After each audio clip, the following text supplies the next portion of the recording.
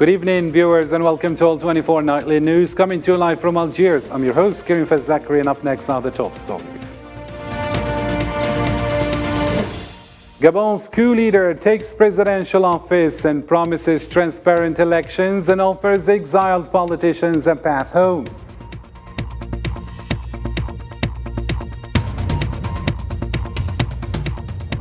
Also coming up, Niger's military leaders reopen borders after month-long closure and increase troop presence near French military base as agreement expires.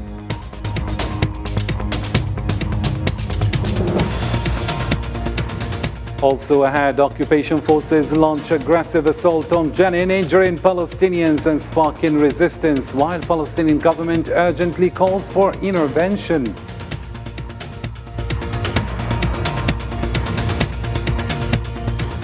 And Putin ties grain export agreement to sanction removal, alleges Western deception, while Erdogan is still optimistic on Black Sea initiative.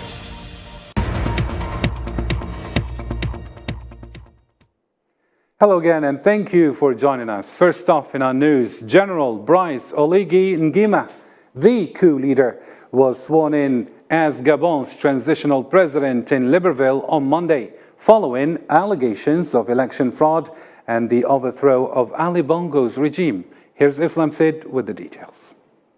Wearing the red uniform of the Republican Guard which he commanded, the coup leader Brice Nguema arrived for the inauguration ceremony and was given a standing ovation by an audience of military officers and officials, marking a pivotal moment in the nation's political landscape. After playing the Gabonese national anthem, Brice Nguema, that ousted the president Ali Bongo, was sworn in as the interim president by the Constitutional Court judges. Je jure devant Dieu et le peuple gabonais. I swear before God and the Gabonese people to loyally preserve the Republican regime, to respect the uphold respect of the transitional charter and the law, to carry out my duties for the higher interests of the people, to preserve the gains of democracy, the independence of the homeland, and the integrity of the nation's territory. In his inaugural address, Nguema pledged to hold free, transparent, and credible elections, although specific details such as the election date and the end of the transitional period were not explicitly outlined. À l'issue de cette transition, At the end of this transition, with the support of all Gabonese development partners, we intend to return power to civilians by organizing new, free, transparent, and credible elections in a climate of social peace. Gabonese interim president went further by instructing the new government to initiate procedures to facilitate the return of politicians in exile and grant a comprehensive amnesty to those he referred to as prisoners of conscience. j'instruis I direct the future government to consider without delay what mechanisms will be put in place in order to facilitate the return of all political exiles to the country, the restoration of scholarships for secondary school students, and a comprehensive amnesty for prisoners of conscience. Nguema did not mince words when he criticized what he perceived as Western hypocrisy in rushing to condemn the military's movements in exchange for silence regarding the violations that marred the elections, reiterating Libreville's commitment to its internal and external pledges. Notre étonnement est grand. We're surprised when we hear some international bodies condemning our operation carried out by the military, who only respected their commitment to the national flag and sacrificed their lives to save the homeland. If you are neutral in the face of a situation of lack of justice, this means that you chose to stand by the pressuring party. Politics and administration in country are part of national sovereignty, and no one interferes with it. I commit that the relations between Gabonese and our foreign brothers will always be relations of friendship, tolerance, and harmony. These developments are expected to have far-reaching implications for Gabon's political future. The nation now enters a transitional phase, and everyone in the country is eager to see how these promises translate into concrete actions and their impact on the nation's political landscape. And in related news, on Monday, the Economic Community of Central African States, ECOWAS, made a significant announcement regarding Gabon, suspending its membership in response to the recent coup that deposed President Ali Bongo on August 30th. This decision was reached during an extraordinary summit of ECOWAS leaders held in Equatorial Guinea, where they focused on assessing the post-coup situation in Gabon. We have decided to suspend with immediate effect Gabon from all the activities of the ECOWAS community until the return to constitutional rule with an acceptable delay. And in other African topical news, Niger reopened its airspace to all flights on Monday. As confirmed by a spokesperson from the Ministry of Transport, the airspace had been closed since August 6th, following the coup that ousted former President Mohamed Bazoum. For the third day in a row, thousands of protesters in Niamey, Niger's capital, called for the removal of French troops from their country. Organized by the March 62 coalition, these demonstrators, representing various groups and parties against French presence, demanded the recall of the French ambassador and the preservation of their nation's sovereignty. These protests align with the expiration of the agreement governing French military presence in Niger, which was terminated by the Military Council, leading to heightened tensions. I just want the French to leave our territory. We don't need them. The country is for us. We don't need the French. Nigerians have come out indifferent at the expense of all the differences they have, for one thing only, to demonstrate the effective sovereignty of their nation. And we're here at the cost of our lives because it is a constant sit-in and permanent until the French occupation forces leave Niger. To neighboring Libya now, on Sunday, UN envoy Abdullah Bathili engaged in talks with key Libyan political actors to advance and expedite upcoming elections. The discussions focused on finalizing the legal framework necessary for the elections, a crucial step in the election preparation process. Usama Ayadi with the report. The United Nations envoy to Libya started a new round of talks in the country on Sunday with all relevant actors to press for long-awaited elections. Abdullah Bathili first met with the chairman of Libya's High National Election Commission, Ahmed Sayah, and the leader of the Libyan Supreme Council of State, Mohammed Takala, as part of his mission to finalize the implementation of legal framework for national elections. We agreed on the need to complete the legal framework for elections, taking into account the observations made by the main parties to make the electoral laws enforceable. Analysts following the Libyan issue believe that the intention behind Bathili's calls, which he issued after his recent meeting with the head of the Supreme Council of State, Mohammed Takala, is to reconsider the fundamental points of disagreement in the whole electoral law, especially regarding the candidacy of military personnel and dual nationals. We stressed the need to finalize an implementable legal framework for national elections and emphasized higher National Election Council's role in advising on electoral matters in the legislative track. One could say UN envoy Abdullah Bathili also met on Monday with the retired Lieutenant Khalifa Haftar in Benghazi. Bathili said in a statement that they agreed on the need to finalize the draft electoral laws by 6+6 committee and create conducive conditions for inclusive national elections in Libya. Observers concur that the latest UN consultations in Libya intend to expedite access to parliamentary and presidential elections as a sole solution to end the country's prolonged cycle of political disputes, along with their security and economic repercussions spanning over a decade. In Libya still, the High Council of State convened a consultative session in Tripoli attended by 48 members. They urged the swift release of findings from investigations into the former Foreign Minister Najla al-Mangous's communication with the Zionist entity. The Council strongly condemned any contacts with the Zionist entity at any level, emphasizing their commitment to national principles and the criminalization of such contacts as per existing laws.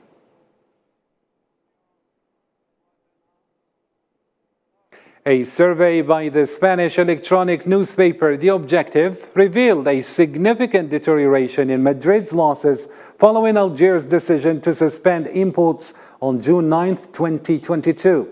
In just 13 months, losses exceeded 1.75 billion euros, with Spain's exports dropping from over 2 billion euros before the Algerian measure to less than 300 million euros from June 2022 to June 2023. This represents an 87% decline between the two periods, accompanied by a decrease in average monthly exports.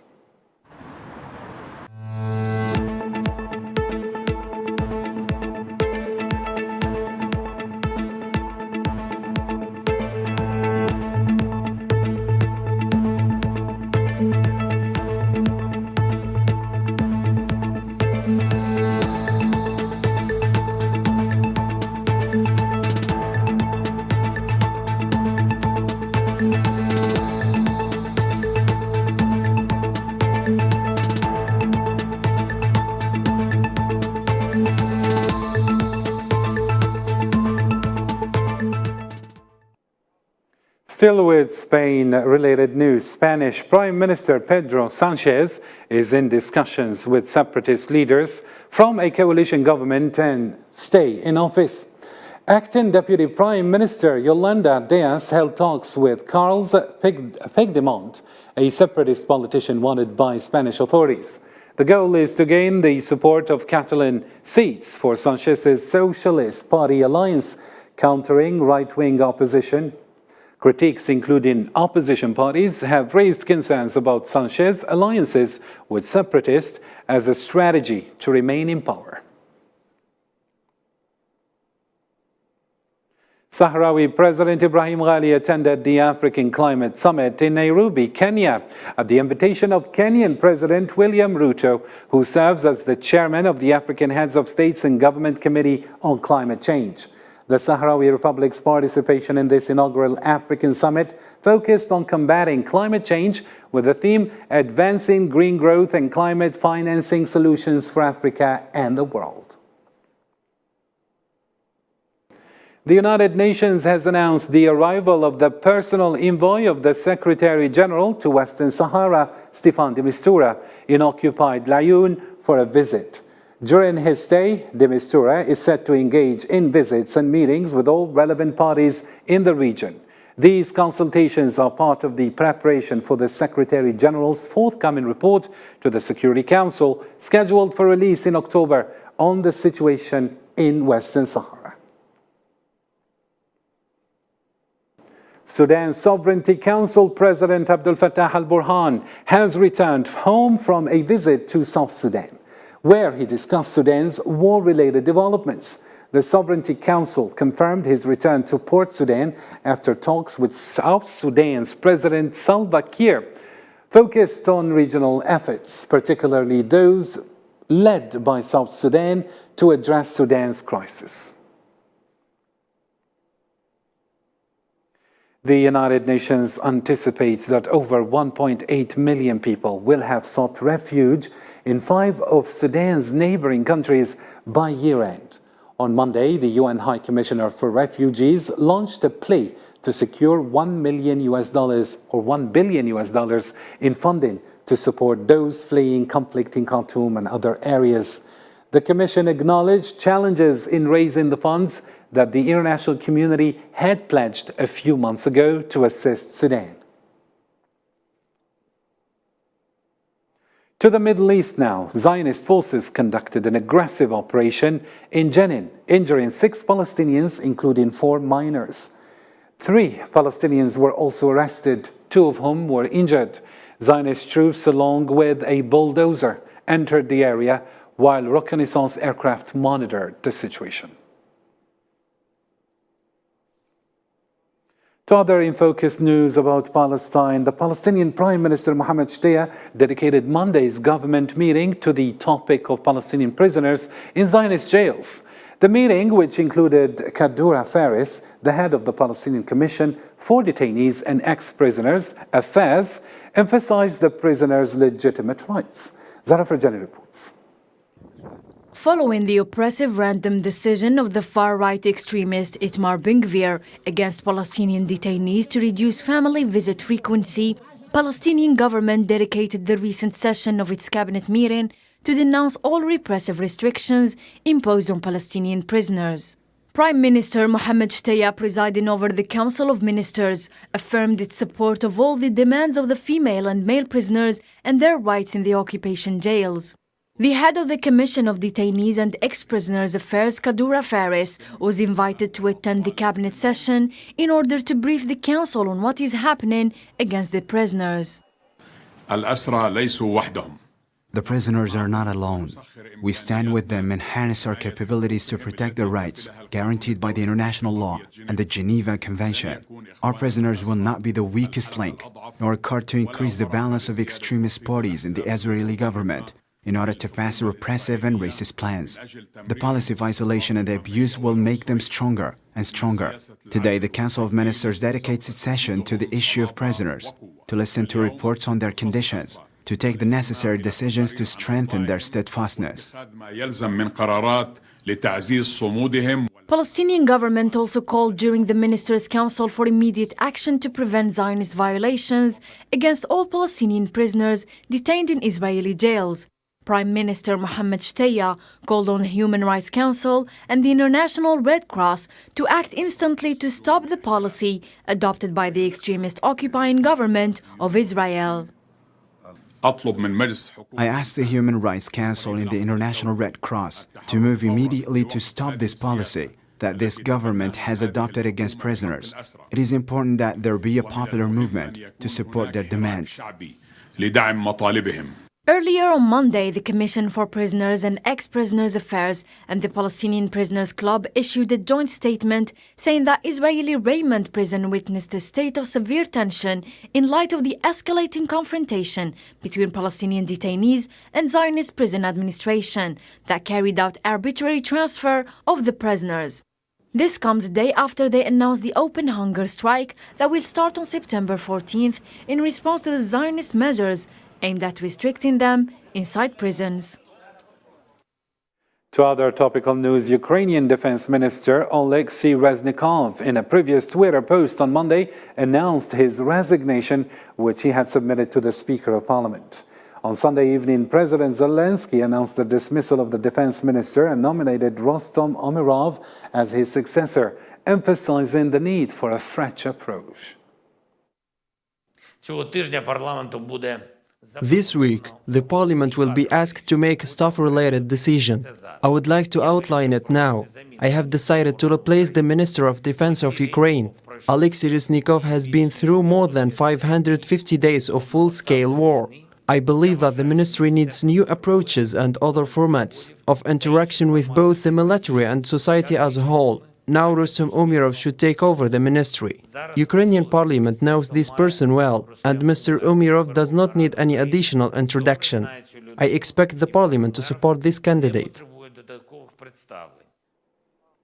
And regarding the ongoing developments in the Ukrainian-Russian crisis, Putin characterized the Kiev counterattack as a failure and accused Ukraine of disregarding all settlement initiatives. Let's listen. As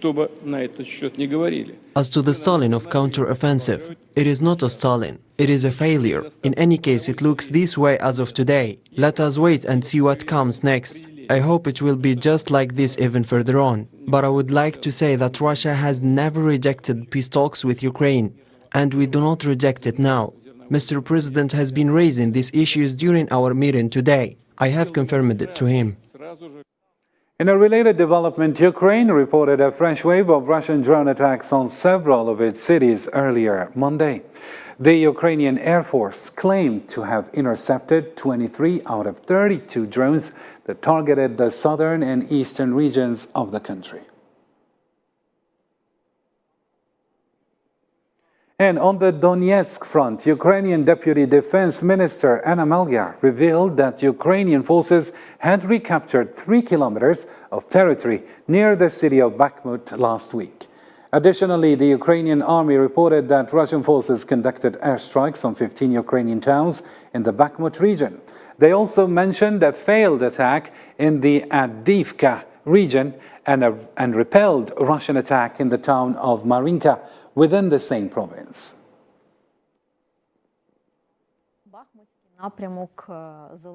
The Bakhmut axis remains very active. During the past week, the armed forces of Ukraine have gradually but successfully advanced there, and the main battles there were fought in the area of Klizhnyivka, Kurdyumivka, and Ozoryanivka. In total, 47 kilometers were liberated in the vicinity of Bakhmut by the armed forces of Ukraine. If we talk about the past week, then it is 3 kilometers.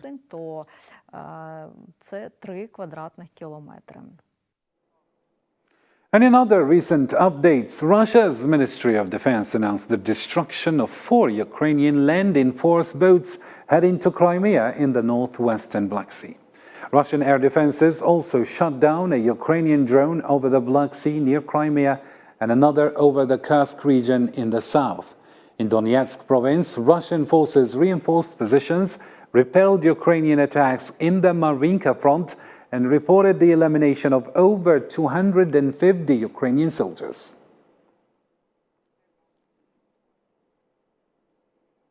Romanian Foreign Minister Luminița Udupescu stated on Monday that Romania had not experienced any attacks from Russian drones or debris resulting from such attacks.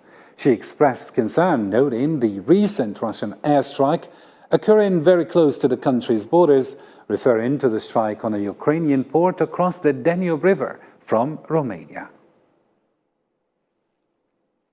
Of course, there is a risk because what happens there is very close to our borders. Of course, there is a risk of accident or incidents, but for the time being, it was not the case. The drone attacks conducted by the Russian Federation did not pose any direct military threats against our national territory. Russian President Vladimir Putin and Turkish President Recep Tayyip Erdogan met in Sochi, Russia, where Putin stated that the grain deal, which had allowed Ukraine to export grain through the Black Sea safely, would not be reinstated until Western countries fulfilled their commitments to facilitate Russian agricultural exports. Let's follow more updates with Salman Nassim. A year after it was brokered by the United Nations and Turkey, several initiatives to revive the grain deal were carried out.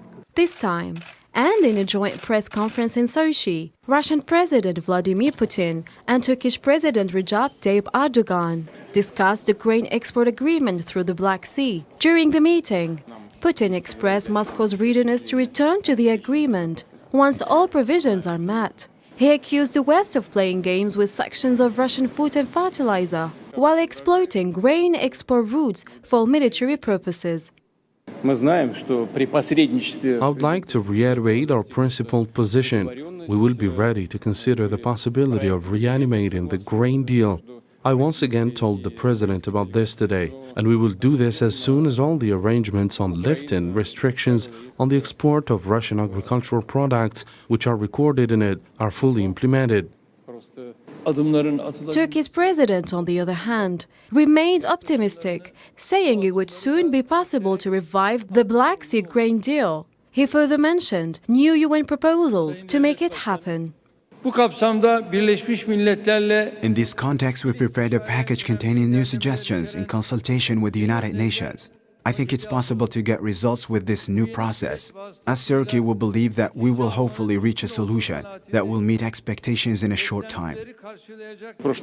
However, according to Putin, the proposal to supply African countries with 1 million tons of grain via Turkey, with financial support from Qatar, was not intended as an alternative to the Black Sea grain deal.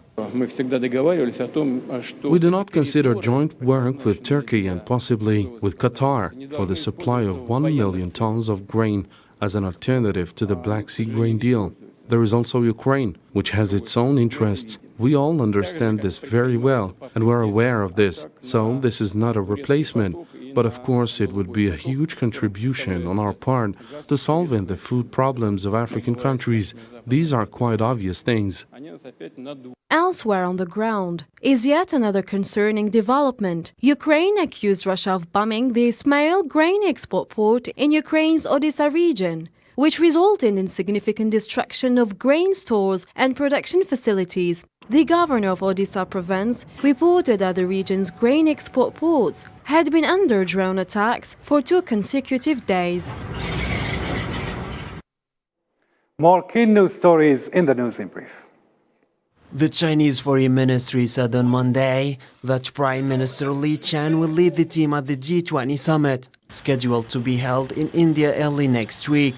Chinese Foreign Ministry spokeswoman Mao Ning said that China hopes the summit will support the agreement among member states, establish confidence, and promote development.